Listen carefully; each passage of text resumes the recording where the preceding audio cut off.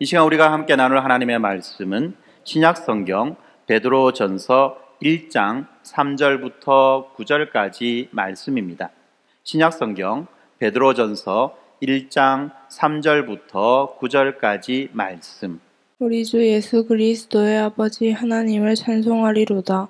그의 많으신 긍휼대로 예수 그리스도를 죽은 자 가운데서 부활하게 하심으로 말미암아 우리를 거듭나게 하사 산 소망이 있게 하시며 썩지 않고 더럽지 않고 쇠하지 아니하는 유업을 있게 하시나니 곧 너희를 위하여 하늘에 간직하신 것이라. 너희는 말세에 나타나기로 예비하신 구원을 얻기 위하여 믿음으로 말미암아 하나님의 능력으로 보호하심을 받으니라. 그러므로 너희가 이제 여러 가지 시험으로 말미암아 잠깐 근심하게 되지 않을 수 없으나 오히려 크게 기뻐하는도다. 너희 믿음의 확실함은 불로 연단하여도 없어질 금보다 더 귀하여 예수 그리스도께서 나타나실 때에 칭찬과 영광과 존귀를 얻게 할 것이라. 예수를 너희가 보지 못하였으나 사랑하도다. 이제도 보지 못하고 나 믿고 말할 수 없는 영광스러운 즐거움으로 기뻐하니 믿음의 결국 곧 영혼의 구원을 받음이라. 아멘. 드디어 오늘 이제 우리 이 복음 시리즈 설교의 마지막 시간입니다. 우리 현대사회의 삶의 특징을 한마디로 정의하면 바쁨과 공허함이다라고 말했습니다. 이것을 우리가 지난 금요 강좌 때 조금 어려운 이야기로 해태라고 말했죠. 해태. 아케디아라는 단어인데요. 이 아케디아라는 이 말이 결국은 오늘날의 의학 용어로는 우울증이다라고 하는 말로 연결된다고 했습니다. 네, 이처럼 오늘날 이 현대사회의 특징 중에 가장 큰 특징, 바쁨과 공허함이라는 이 말이 결국은 우리들의 영혼에 있어서 어떤 우울증으로 연결된다는 거죠. 우리는 이 바쁜 일상 가운데에서도 늘 이 마음 한편에 숨어있는 이 깊은 공허감을 발견하고 그것 때문에 어찌할 줄 모르는 자신들을 또 발견한다는 것입니다. 아침부터 밤늦게까지 업무와 그리고 성과로 인해서 쫓기다가 퇴근길 지하철 한켠에서 휴대폰 화면을 멍하게 들여다보며 하루를 마무리합니다. 방향도 없이 숨가쁘게 달려가다가 문득 텅 빈 마음의 방 하나를 발견합니다. 인생의 트로피를 몇 개 더 모으고 또 사람들의 칭찬과 환호를 받다가도 뒤돌아서면 마음 한구석 영혼의 갈증은 여전히 남아 있습니다. 사실 이런 내면의 허무함, 공허감은요, 이 현대사회의 많은 이들이 겪는 보편적인 감정이라고 말할 수 있습니다. 그래서 사람들은 이 새로운 자극과 또 오락으로 그러한 공허들을 덮어보려고 애를 씁니다. 하지만 그러한 공허는 죄로 인한 하나님과의 단절에서 비롯된 영적인 목마름이기 때문에 순간적으로는 그 공허를 잊을 수 있을지는 모르지만 근원적인 갈증은 여전히 우리 안에 남아 있습니다. 이처럼 우리의 마음이 공허한 이유가 단순히 삶이 바빠서가 아니라 우리가 하나님을 떠난 죄를 범했기 때문에 바로 그렇다는 것입니다. 하나님을 거역하고 자기 뜻대로 살고자 했던 우리의 죄가 우리의 영혼을 공허하게 만들어 버렸다는 것입니다. 죄는 단순한 도덕적 실수가 아니라고 했죠.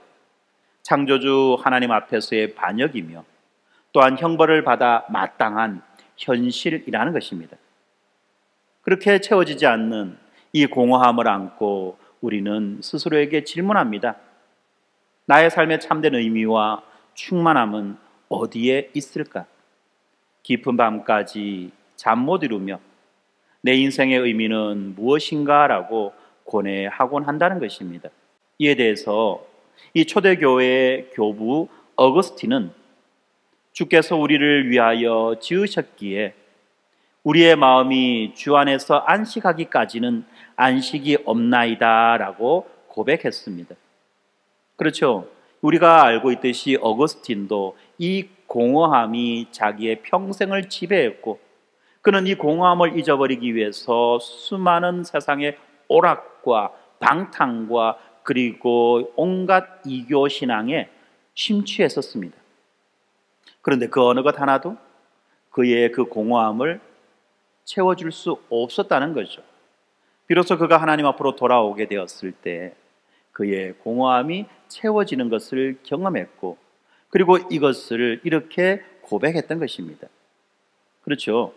이 어거스틴이 한 이 말은 결국은 하나님을 만나기 전까지 사람의 영혼은 결코 참된 쉼과 만족을 누릴 수 없다는 말입니다. 여러분, 우리의 공허함을 채워줄 분은 바로 우리를 지으신 하나님 한 분뿐이라는 것을 우리는 믿어야만 합니다. 이러한 삶의 공허함 앞에서 복음은 잠자는 이론이나 말라 비틀어진 교리가 아니라 성령님을 통해서 지금도 우리 안에서 살아서 역사하시는 하나님의 능력으로 드러나는 것입니다.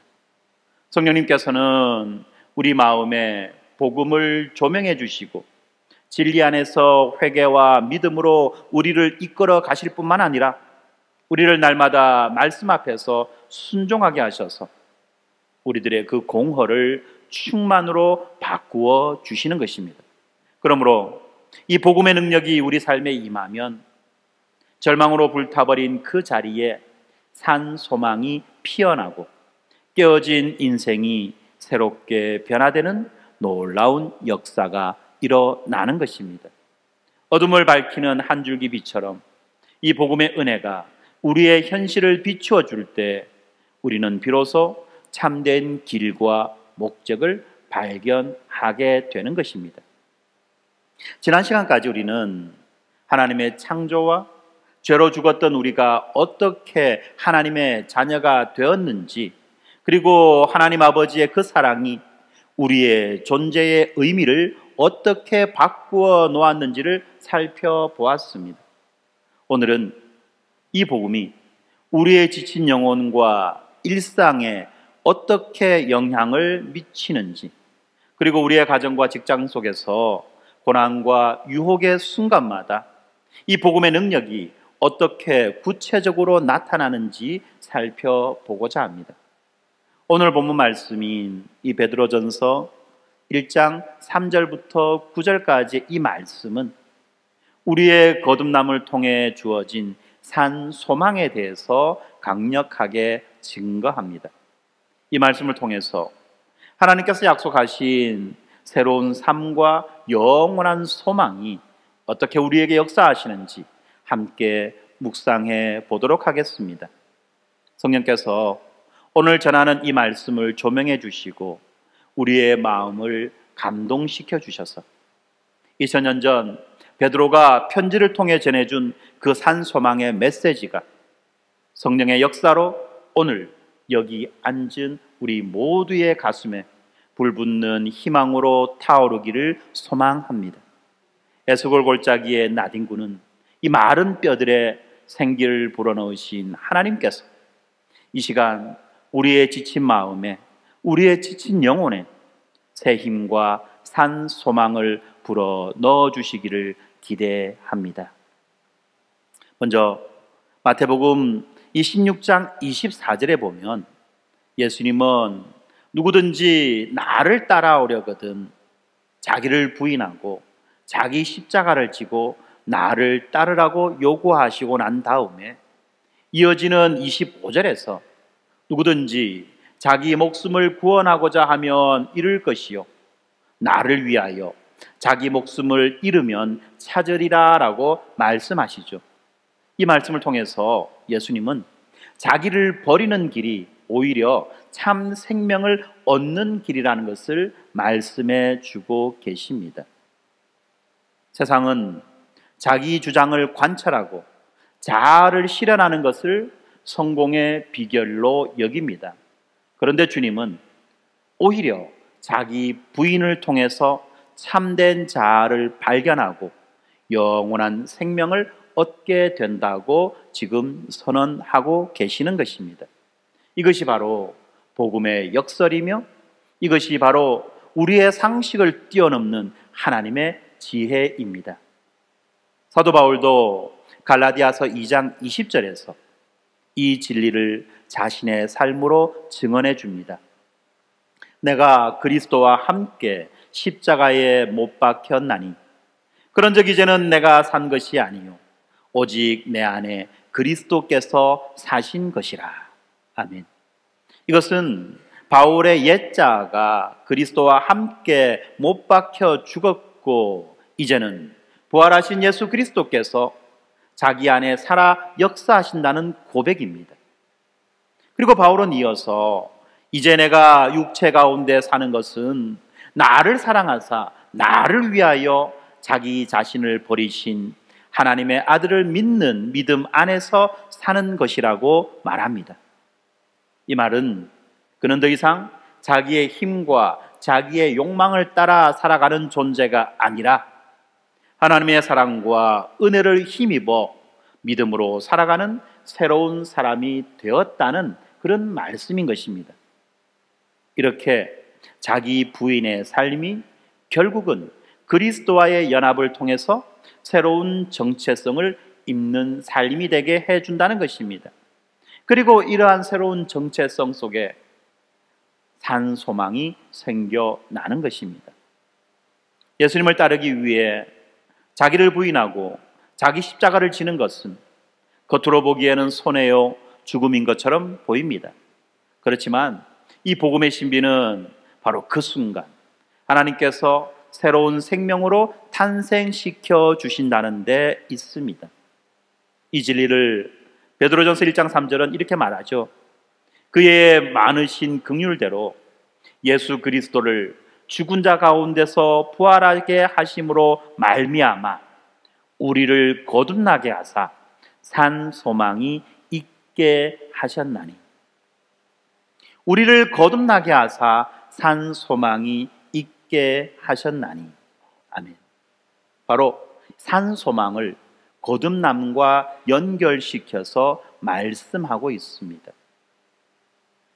산 소망을 가지기 위해서 반드시 그는 거듭나야만 하는 것입니다. 달리 말하면 거듭난 자만이 산 소망을 가질 수 있다는 것입니다. 거듭남이 무엇입니까? 이미 지난 시간에 우리가 살펴보았듯이 거듭남이라고 하는 것은 우리가 그리스도 안에서 다시 태어난다는 말입니다. 옛사람이 십자가에서 죽고 새 사람이 부활로서 살아나는 그 영적인 출생을 의미하는 말입니다. 원어적으로는 하나님께서 성도 안에 새로운 생명을 잉태하시고 그 생명을 길러내신다는 의미를 가지고 있습니다. 그러므로 이렇게 거듭남을 통해서 시작된 산 소망은 한 번 있다가 없어지는 것이 아니라 성도의 삶 속에서 계속 새롭게 자라나는 소망인 것입니다.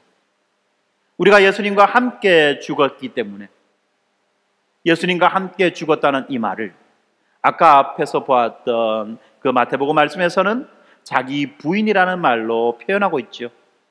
네, 우리가 예수님과 함께 죽었기 때문에 하나님은 우리를 예수님의 그 부활 생명으로 다시 태어나게 하셨고 또 자라게 하신다는 것입니다. 만약에 그리스도께서 다시 살아나지 않으셨다면 우리의 새로운 출생도 그리고 산 소망도 없었을 것입니다. 그러나 예수님께서 참으로 부활하셨기 때문에 우리에게는 죽음마저 이기는 산 소망이 주어졌습니다.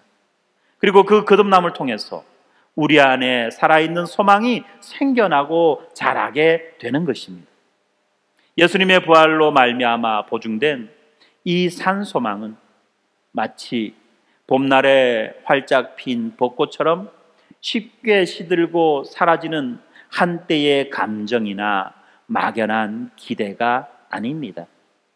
부활의 주님 안에 있는 우리의 소망은 확실할 뿐만 아니라 날마다 새로워지는 능력이 있는 희망인 것입니다.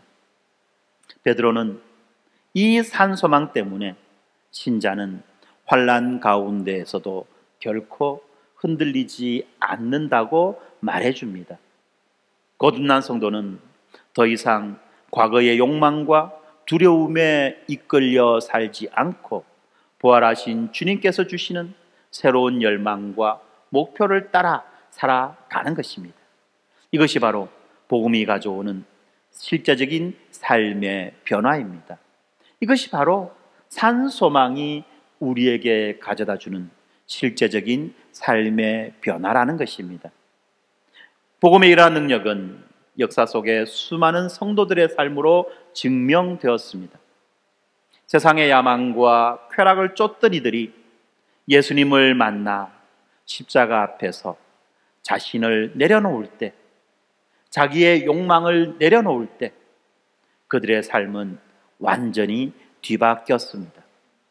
그들은 더 이상 자기만을 위해 살지 않고 자신의 죄악됨을 깊이 자각하고 회개한 다음에 하나님과 이웃을 위해 자신을 기꺼이 내어주는 헌신의 사람들로 변화되었습니다.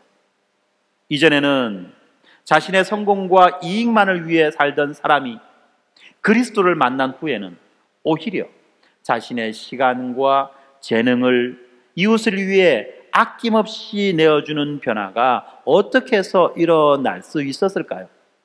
그것은 그 사람의 마음에 자리 잡은 옛자를 내려놓게 하는 십자가의 은혜와 새로운 생명을 주신 부활의 능력 때문입니다. 자기 욕심을 부인하고 하나님의 뜻에 순종하는 삶은 겉보기에는 약해 보이지만 그 내면에는 하나님의 생명이 흘러가기 때문에 무엇보다도 강력한 변화의 열매를 맺는 것입니다. 우리가 날마다 자기 십자가를 진다는 이 말은 결국은 날마다 주님 안에서 우리의 소망이 자라나는 과정이라는 것입니다. 그리고 이렇게 살아있는 소망은 우리 삶의 곳곳에서 실제적인 열매를 맺게 해주는 것입니다. 바로 이 살아있는 이 소망을 예수 그리스도는 우리에게 주시기 위하여 자기를 부인하고 자기 십자가를 지고 나를 따르라고 그렇게 말씀하셨던 것입니다. 그리고 베드로는 그러한 자가 자기를 부인하고 자기 십자가를 지고 예수 그리스도를 따르는 그 자가 바로 거듭난 자이며 그 거듭난 자에게 산 소망이 주어진다고 말씀하시는 것입니다. 이 살아있는 소망은 세상의 환경에 의해서 좌지우지되는 그런 소망이 아니라 아침에 있었다가 저녁이면 사라지는 그런 헛된 소망이 아니라 우리 안에서 살아서 역사하기에 날마다 그 소망은 자라게 되고 날마다 그 소망은 우리의 삶 가운데에서 풍성한 열매로 드러나는 것입니다. 그러면 어떻게 어떻게 거듭남으로 우리에게 주어진 이 소망이 자랄 수 있을까요? 이 소망이 자라는 그러한 환경은 어떠한 환경일까요? 그것을 한번 살펴보도록 하겠습니다. 복음은 결코 개인의 차원에만 머물러 있지 않지요. 개인이 그리스도 안에서 한 가족이 되었고 한 몸의 지체가 되었기 때문에 복음은 개인적 차원을 넘어서 공동체적 차원으로 흘러가는 것입니다. 뿐만 아니라 우리에게 주어진 이 산소망도 마찬가지로 이 공동체 안에 뿌리를 내릴 때 비로소 건강하게 자랄 수 있는 것입니다. 히브리서 10장 24절과 25절이 바로 이 점을 강조하여서 이렇게 말씀합니다. 우리가 서로 돌아보고 사랑과 선행을 격려하며 모이기를 패하지 말라고 그렇게 권면합니다. 서로를 돌아보고 사랑과 선행을 격려하며 모이기를 패하지 말아라. 이 말씀은 이 그리스도인의 삶이 고립되어 살아가도록 그렇게 의도된 것이 아니라 다른 믿는 이들과의 교제 안에서 살도록 지원받았다는 바로 그 의미입니다. 우리가 영적으로 성장하고 신앙의 경주를 끝까지 달려가기 위해서 우리는 함께 달리고 또 격려해 줄 그러한 형제 자매가 필요하다는 것입니다. 초대교회 성도들 중에서도 이 외적인 박해와 개인적인 어려움 때문에 이 공동체에서 떨어져 나가는 그런 자들이 있었습니다. 그런데 이 히브리서 기자는 오히려 그럴 때일수록 더욱 함께 모여 서로를 격려하고 붙들어 주라고 권면합니다. 환난의 때에 주님이 다시 오실 날이 가까울수록 서로의 믿음을 북돋아 주며 함께 서 있어야 한다는 그런 말씀인 것입니다. 이처럼 이 교회적 삶은 신앙 성장의 필수적인 토양입니다. 사도행전 2장 46절에서 말씀하듯이 이 초대교회 성도들은 날마다 함께 모여 예배하고 식사를 나누며 뜨겁게 교제했습니다. 오늘날 우리의 믿음도 마찬가지로 이 주일 공예배와 소그룹 모임과 지역 모임 등을 통해서 서로 공급되어지고 세워지는 것입니다. 따로 떨어진 숯불은 금세 식어버립니다. 그렇지만 이 모닥불 속에 함께 모여있는 이 숯들은 서로의 열기로 서로를 뜨겁게 달구어내어서 마침내 쇠까지도 녹여내는 것이죠. 마찬가지로 우리의 믿음도 공동체 안에서 함께하게 될 때 더욱 강하고 뜨겁게 유지될 수 있는 것입니다. 바로 이 믿음의 친교 안에서 우리는 낙심한 자를 일으키고 쓰러진 자를 세워줄 수 있으며 그리고 그때에 우리의 기쁨은 배가 되고 슬픔은 반이 되는 것입니다. 고린도전서 12장 26절은 이 교회를 그리스도의 몸에 비유하며 한 지체가 고난을 받으면 모든 지체가 함께 고난을 받고 한 지체가 영광을 받으면 모든 지체가 함께 즐거워한다고 말씀합니다. 우리는 서로 짐을 지는 이런 사랑을 통해서 우리의 믿음이 자라고 우리의 믿음이 견고해진다는 사실을 분명하게 알아야만 하는 것입니다. 베드로전서 1장 6절 7절에서도 베드로는 이 믿음의 공동체가 누리는 놀라운 기쁨을 증거해 줍니다. 6절에서 베드로는 그러므로 너희가 지금 여러 가지 시험으로 말미암아 잠시 근심하게 되지 않을 수 없었으나 오히려 크게 기뻐하는도다라고 선언합니다. 이 기쁨, 이 고난 가운데, 시험 가운데, 근심 가운데 가지게 되는 이 기쁨은 세상 사람들이 볼 때는 도무지 이해할 수 없는 역설적인 기쁨인 것입니다. 시련 속에서 솟아나는 기쁨이라는 말입니다. 무엇이 이런 역설적인 기쁨을 가능하게 해줍니까? 그것은 바로 우리와 함께 하시는 살아계시는 주님과 서로를 붙들어 세워주는 믿음의 형제 자매들이 있기 때문에 가능한 것입니다. 그래서 7절에서 너희의 믿음의 시련이 불로 연단하여도 없어질 금보다 더 귀하여 예수 그리스도께서 나타나실 때에 칭찬과 영광과 존귀를 얻게 하려 함이라고 그렇게 말씀합니다. 다시 말하면 이 우리의 시련은 믿음을 정결케 하는 연단의 불이며 그 결과 얻게 될 믿음은 세상의 그 어떤 보화보다도 귀하다는 말씀인 것입니다. 이런 진리를 알기 때문에 이 초대교회 성도들은 고난 중에도 함께 모여 찬송하였고 서로를 격려함으로 기쁨을 잃지 않을 수 있었던 것입니다. 공동체의 중보 기도와 위로 때문에 만약에 홀로였다면 쓰러졌을 만한 이 홀로였다면 넘어질 수밖에 없었던 그러한 위기도 무사히 넘길 수 있었다는 말인 것입니다. 실제로 그 대박해 기간 동안 극심한 박해를 받았던 이 카타콤의 성도들, 카타콤이 무엇입니까?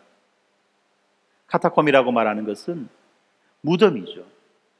무덤입니다. 산자가 죽은 자와 함께 살아가는 바로 그 참혹한 삶의 현장이라는 것입니다. 무덤이라고 말하니까 도대체 무슨 말인가 라고 약간 의문시되는 분들이 있을지도 모르겠습니다만, 이 초대교회 성도들이 살아가던 그 세상에서는 사람들을 어떻게 매장했느냐? 바로 굴을 파서 매장했습니다. 굴을 파서 그 사람의 시체를 그 굴 안에다가 넣어두는 거죠. 이 굴은 일종의 가족 묘의 역할을 합니다. 그리고 그렇게 매장되어지는 사람이 늘어날수록, 숫자가 늘어날수록 굴을 점점 더 깊이 파게 되는 거죠. 초대교회 때 이 믿는 자들에 대한 박해가 얼마나 극심했느냐면, 사람들은, 신자들은 이 굴 속에 숨어 들어가서 겨우 자기의 목숨을 유지할 수 있었던 것입니다. 아무도 이 굴 속에 멀쩡히 살아있는 사람이 들어간다는 것은, 들어가서 산다는 것은 상상도 할 수 없었기 때문에 초대교회 신자들은 이 굴 속에 들어가서 자기의 몸을 숨겼던 것입니다. 그리고 이 굴로 피하는 사람들이 한 사람, 두 사람, 세 사람, 10사람, 20사람 점점 늘어남에 따라서 그들은 굴을 점점 더 깊이 팠고 점점 더 복잡하게 만들었던 것입니다. 마치 개미굴처럼 말입니다. 이렇게 시간이 흘러서 몇십 년의 시간이 지나고 나서 이 카타콤, 이 무덤은 마치 개미굴처럼 미로처럼 복잡하게 얽혀진 지하 도시가 되었죠. 그렇지만 그곳의 본질은 죽은 자를 매장하는 무덤이라고 하는 사실은 변함이 없었습니다. 이렇게 산자가 죽은 자와 더불어 살아갈 수밖에 없는 이런 참혹한 현실 속에서도 이 성도들은 두세 명씩 모여서 조용히 찬송하고 기도함으로써, 만약에 그가 홀로였다면 누릴 수 없었을 만큼 말로 다 할 수 없는 평안과 담대함을 얻었다고 간증하고 있습니다. 세상이 빼앗을 수 없는 이 기쁨은 주 안에서 하나된 공동체에게 주시는 하나님의 특별한 은혜라는 것입니다. 그렇게 초대교회 신자들은 함께 모여서 그토록 엄혹하고 참혹한 그 박해의 시절을 견디어내었던 것입니다. 현대를 살아가는 우리에게도 마찬가지로 이러한 은혜가 반드시 필요한 것입니다. 각자의 삶에 찾아오는 시험과 환난 앞에서 우리는 교회 공동체의 사랑과 격려를 통해 우리의 마음과 우리의 믿음을 지킬 수 있는 것입니다. 낙심될 때 나를 위해 기도해 주는 지체가 있고, 눈물 날 때 함께 울어주는 형제가 있으며, 우리의 그 사소한 기쁜 소식에 함께 박수 쳐주는 자매가 있다 한다면, 우리는 어떤 상황에서도 믿음의 끈을 놓지 않고 소망의 끈을 놓지 않고 끝까지 견딜 수 있는 힘을 얻게 되는 것입니다. 예를 들어 인생의 실패로 절망에 빠진 성도가 교회 지체들의 위로와 중보 기도로 다시 용기를 내고 용기를 얻고 용기를 내고 일어서는 모습을 우리는 종종 볼 수가 있습니다. 병상에서 투병하는 가족을 성도들이 찾아가 함께 찬송하고 함께 울며 기도할 때 그 절망의 밤이 위로와 소망의 시간으로 바뀌기도 하는 것입니다. 이렇게 공동체의 사랑은 이러한 시련의 무게를 덜어주고 혼자서는 건널 수 없을 것 같던 그 고난의 강도 함께 건너게 하는 힘이 되는 것입니다. 복음 안에서 하나된 공동체는 이렇게 서로의 믿음을 북돋아주며 시련 가운데에서도 하늘의 기쁨을 앞당겨 누리는 그 천국의 삶을 살아가게 해주는 것입니다. 이러한 사랑으로 하나된 교회의 모습은 세상을 향해 복음의 빛을 비추는 살아있는 간증이 되는 것입니다. 믿지 않는 이들도 이런 공동체를 보며 하나님 나라의 능력과 사랑과 은혜를 발견하게 되는 것이고, 이러한 공동체를 사모하게 될 것입니다.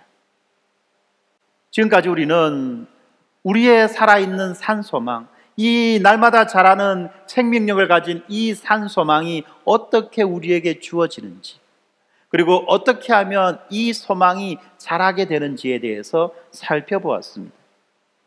그럼 이제 세 번째로 우리는 이 소망이 어떻게 구체적으로 우리의 삶을 변화시켜주며 또 어떻게 이 소망이 우리 인생의 목표를 세워주어서 우리가 흔들리지 않고 끝까지 믿음 안에서 인내할 수 있게 되는지에 대해서 살펴보도록 하겠습니다.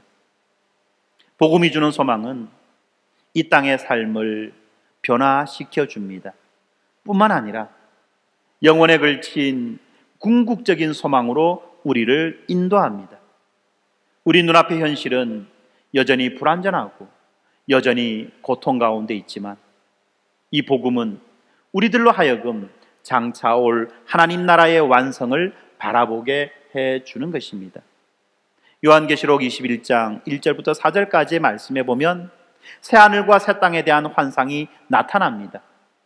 사도 요한은 또 내가 새 하늘과 새 땅을 보니 처음 하늘과 처음 땅이 없어졌다라고 그렇게 증언한 다음에 하나님의 임재 가운데 모든 눈물이 씻겨지고 죽음과 슬픔이 사라지는 그 장면을 묘사해 줍니다. 모든 눈물을 그 눈에서 닦아 주시나니 다시는 사망이 없고 애통하는 것이나 곡하는 것이나 아픈 것이 다시 있지 아니하리라. 아멘. 이것이 얼마나 놀랍고 얼마나 위로가 되는 말씀이냐는 것입니다. 고통과 슬픔의 근원인 죄와 죽음이 완전히 정복되고 하나님이 친히 우리와 함께 거하시는 영원한 하나님 나라의 모습을 우리들에게 생생하게 보여주고 있습니다. 베드로전서 1장 4절에서 베드로는 이 소망을, 궁극적인 이 소망을 기업이라는 말로 설명해 줍니다. 베드로전서 1장 4절에 썩지 않고 더럽지 않고 쇠하지 아니하는 기업을 잊게 하셨나니 곧 너희를 위하여 하늘에 간직하신 것이다 라고 말씀하죠. 그리고 이어지는 5절에서 너희는 말세에 나타내기로 예비하신 구원을 얻기 위하여 하나님의 능력으로 믿음으로 말미암아 보호하심을 받았다라고 말씀하고 있습니다. 하나님께서 우리의 최종적인 그 구원을 위해서 우리의 영혼을 능력으로 지켜주신다는 바로 그 약속인 것입니다. 다시 말하면 하나님께서는 우리가 소망하는 우리 하늘의 그 유업을 안전하게 간직해 두셨을 뿐만 아니라 그 유업을 받을 우리 자신마저도 끝까지 지켜주신다고 약속하시는 것입니다. 바로 이 것 때문에 우리의 소망은 흔들리지 않는 것입니다. 장차 받을 유업이 사라질까 염려할 필요도, 우리가 그 유업에 이르지 못할까 두려워할 필요도 없다는 말입니다. 하나님이 붙드시는 소망이기 때문에 우리는 담대히 앞으로 나아갈 수 있는 것입니다. 바로 그렇기 때문에 이 소망은 우리의 삶의 태도를 근본적으로 바꾸어 줍니다.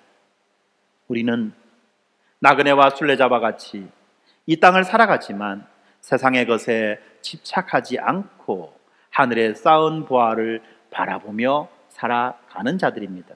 그래서 베드로전서 1장 8절에서 이렇게 말씀합니다.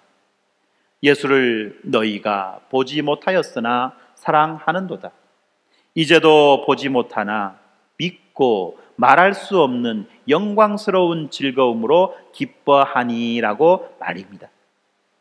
이렇게 보지 못하는 예수를 사랑하고 또한 보지 못하는 그 영광을 즐거움으로 기뻐한다는 이 말은 바로 우리에게 산 소망이 있기에 가능한 말씀이 되는 것입니다.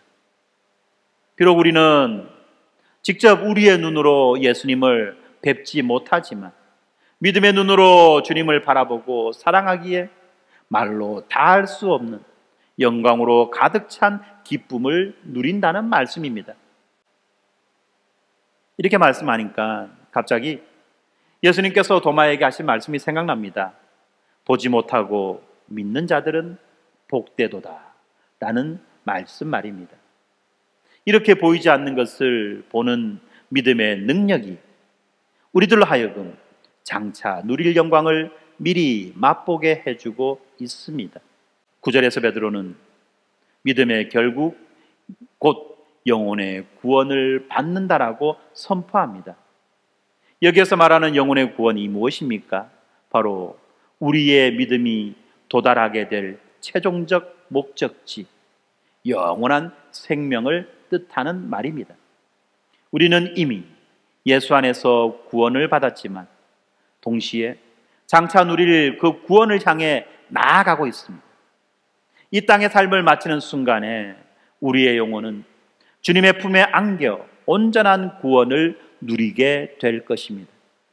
우리는 이 약속을 확신하기 때문에 성도들은 어떤 시련과 심지어 죽음까지도 두려워하지 않는 것입니다. 역사를 돌아보면 이러한 종말론적 소망이 성도들에게 엄청난 용기와 위로를 주었다는 사실을 우리는 알 수 있습니다. 수많은 순교자들이 그 굶주린 사자의 울부짖음 앞에서도 찬송을 불렀고 화형대 위에서도 영광 할렐루야를 외쳤다고 교회의 역사는 우리들에게 전해줍니다. 눈에 보이는 것은 처참한 죽음의 현장이었지만 그들은 보이지 않는 하나님의 영광을 바라보았기 때문에 바로 담대하게 소망 가운데 죽음을 맞이할 수 있었다는 사실을 우리는 기억해야만 합니다. 새하늘과 새 땅에서 받을 영원한 생명과 영광의 면류관이 무엇보다도 확실하기 때문에 그 어떠한 고통도 우리에게 주어진 그 살아있는 산 소망을 흔들 수가 없다는 말입니다. 이 분명한 약속은 바로 오늘을 사는 우리에게 견고한 닷과도 같은 역할을 해주는 것입니다. 다시 무엇입니까? 큰 선박이 어마무시한 그 파도 앞에서도 흔들리지 않고 자기 자리를 잡을 수 있도록 도와주는 바로 그 장치 아닙니까? 파도가 높이 일어도 배가 닻을 내렸다면 비록 그 배는 바다 위에서 흔들릴지언정 표류하지 않는 것처럼 우리의 영혼은 그 영원한 소망의 닻을 하늘에 내리고 있기 때문에 어떠한 이 세상의 풍랑 속에서도 끝내 안전함을 유지할 수 있는 것입니다.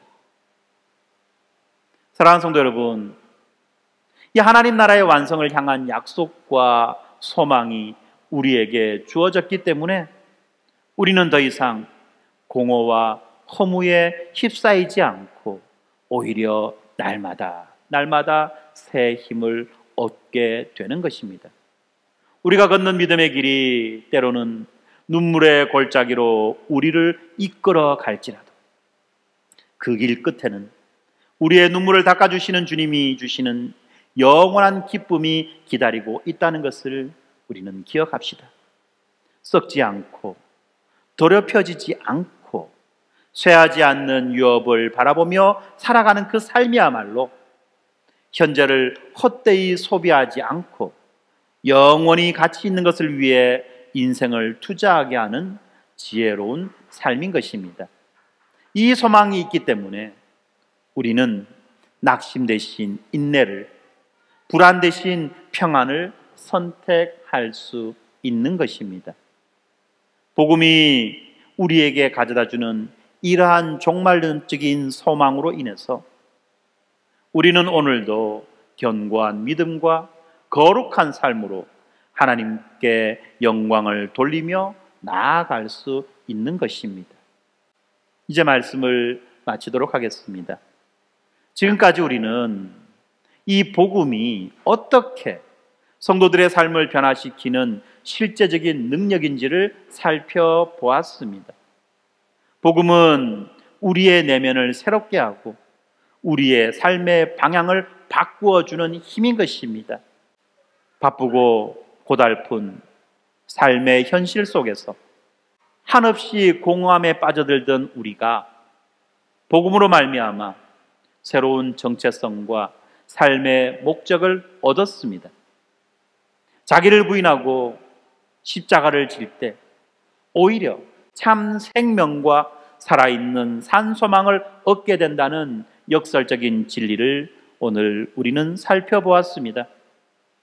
또한 혼자가 아니라 공동체 안에서 함께 교회적인 삶을 살아갈 때 우리의 믿음이 더욱 굳건해지고 시련 중에도 기쁨을 누릴 수 있게 된다는 것을 확인했습니다. 더 나아가서 이 복음은 우리의 눈을 들어 영원한 하나님의 나라를 바라보게 해줌으로써 현재의 고난을 이길 궁극적인 소망, 영원한 소망, 살아있는 소망을 우리들에게 심어주는 것입니다. 이러한 말씀의 진리를 이제 우리의 일상 속에서 우리는 구체적으로 실천해야 할 때가 왔습니다.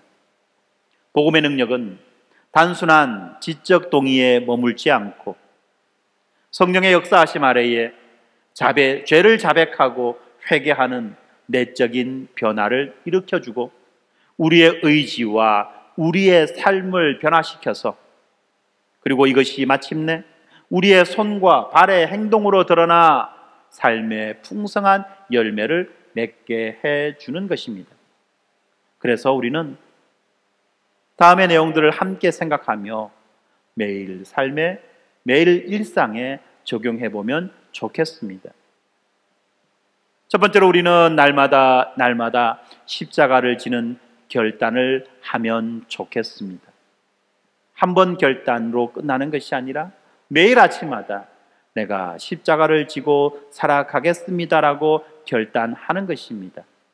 매일 아침 하나님 앞에서 겸손히 자기 자신을 내려놓는 시간을 가져봅시다. 기도 가운데 나의 욕심과 나의 교만을 주님의 십자가 앞에 내려놓고 주님의 뜻을 따르겠다라고 그렇게 결심하고 선포합시다.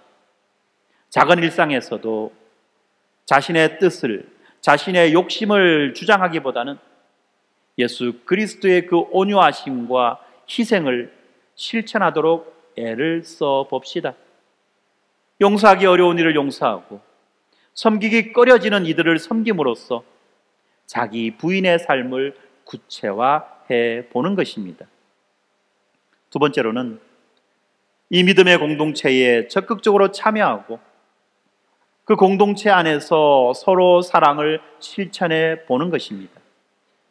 주일 예배와 소그룹 나눔과 그리고 지역 모임에 꾸준히 참석하는 이 믿음의 교제를 우리 삶의 우선순위에 두는 것입니다. 교회 공동체 안에서 누군가가 낙심한 이가 있다고 한다면 그에게 따뜻한 말 한마디 그리고 기도로 그를 격려해 주는 것입니다. 혼자 신앙생활하는 이웃이나 또는 새가족이 있다고 한다면 그들을 따뜻하게 환영하고 받아들여 주는 것입니다. 그리고 삶 속에서 서로의 짐을 서로 나누는 섬김을 실천하는 것입니다. 주변에 어려움을 겪는 성도가 있다면 물질적으로 돕고 함께 울어주는 일을 주저하지 마십시다. 이러한 사랑의 실천을 통해서 공동체 모두가 함께 자라게 되고 함께 기뻐하게 될 것입니다. 더불어 이 교회에서 맡겨진 작은 역할이라고 할지라도 우리는 최선을 다해서 감당합시다. 주방의 설거지를 돕고 예배 후에 자리를 정리정돈하는 것처럼 이 눈에 띄지 않는 일들을 기쁨으로 섬길 때 우리 공동체 안에 아름다운 열매가 풍성하게 맺혀지게 될 것입니다. 그리고 세 번째로는 우리는 이 하늘의 소망을 품고 하루하루 살아가는 것입니다. 하루의 삶을 시작할 때마다 우리에게 주신 그 하나님 나라의 약속을 우리는 묵상합니다. 오늘 주신 말씀을 통해서 우리의 그 영원한 소망, 그 궁극적인 소망을 다시 한 번 더 우리 가슴에 되새기는 것입니다. 고난의 순간에 올 때 하늘의 영광을 상상하며 다시 한 번 더 마음을 다져보는 것입니다. 당장의 유혹이나 고통에 압도될 때 이 또한 지나가리라. 영원한 기쁨이 나를 기다린다라고 우리 자신에게 말해봅시다. 우리에게 약속된 생명의 명료관을 기억하며 오늘의 삶에서 거룩함과 충성을 선택할 힘을 얻어봅시다. 또한 이 소망에 관한 이유를 묻는 이가 있다면 담대히 그 소망에 관하여 복음을 전도하며 우리의 소망의 근거를 나누어 주며 살아봅시다. 또 하루를 마무리할 때 감사의 기도로 이 소망을 고백해 보는 것입니다. 잠들기 전에 오늘도 인도하신 하나님께 감사를 드리고 내일의 삶도 주님의 손에 맡기며 하늘의 평안을 누리는 것입니다. 이러한 소망의 습관들이 우리 삶 가운데에서 쌓여 나갈 때 우리의 시선은 점점 땅이 아니라 하늘을 향하게 될 것입니다. 사랑하는 성도 여러분, 복음은 이렇게 우리의 과거를 씻어주고 우리의 현재를 변화시켜주며 또한 우리의 미래를 확정짓는 구원의 능력이 되는 것입니다. 그렇습니다. 복음만이 우리의 신분을 세탁해 주는 거예요. 우리의 과거가 어떠하든지, 얼마나 부끄럽든지, 얼마나 부족하든지, 얼마나 추하든지 상관없이 복음은 우리의 신분을 세탁해 주고 영광스러운 새로운 신분을 우리에게 가져다 주는 것입니다. 그렇기 때문에 우리가 이 복음의 능력을 붙들고 살아있는 소망을 가슴에 품고 하루하루 살아갈 때 우리의 평범한 일상은 바로 하나님의 그 기적의 무대가 될 것입니다. 이제 우리는 이 말씀을 가슴에 새기고 삶의 자리에서 하나씩 하나씩 이것들을 실천함으로써 복음의 능력을 직접 체험해야 할 때입니다. 한때 공허하고 방황했던 우리의 마음은 이제 복음의 생명과 산 소망으로 충만하게 채워졌습니다. 세상은 여전히 분주하고 때로는 암담해 보인다 할지라도 우리 안에 계신 그리스도께서 산 소망의 빛으로 우리와 함께 하시기 때문에 우리는 결코 낙심하지 않을 것입니다. 부디 각자의 자리에서 오늘 우리가 나눈 이 말씀을 살아내어 하나님 나라의 생명과 소망을 세상에 증거하는 축복의 통로가 되시기를 바랍니다. 성령께서 여러분에게 능력 주시고 앞길을 인도하셔서 우리 모두 복음의 증인으로 담대하게 서게 되기를 간절히 소망합니다. 기도하겠습니다.